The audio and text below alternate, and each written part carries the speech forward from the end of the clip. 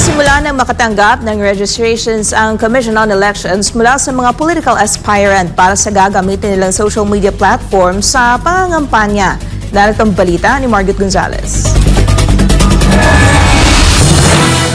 Pero handa na ang aming Education and Information Department upang tanggapin ang kanilang mga application for registration. Yan ngayon ang pahayag ng Comelec Chief para sa mga political aspirant isang araw matapos ang paglagda nito ng kasunduan kasama mga pangunahing technology company sa bansa gaya na lamang ng Meta, Google, X at TikTok para labanan ang fake news sa eleksyon.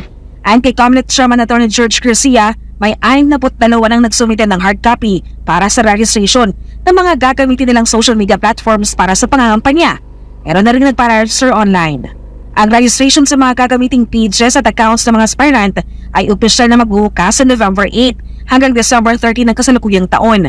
Sabi ng Comelec Chief, dahil na rin sa social media, kaya marami silang inaprubahang senatorial aspirant kahit sila ay mahirap at walang kinabibilangang partido. Sa pamamagitan kasi ng social media, ay hindi na kailangan pang mag-ikot ng mga kandidato sa buong Pilipinas para mangampanya.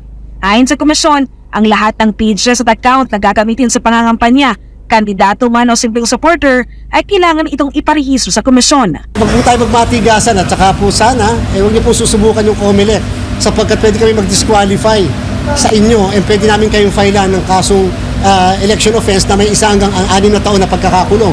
Maaaring sabihin niyo makaligtas kayo sa kaso, kung i-disqualify kaya namin kayo. Pag dinisqualify namin kayo, saan kayo basta hahabol? Division muna yan, pagkatapos en-bank. Di ba? Mas maganda na sumunod na sa patakaran. Para sa Diyos sa Pilipinas Kumahal, Margaret Gonzalez, SMNI News.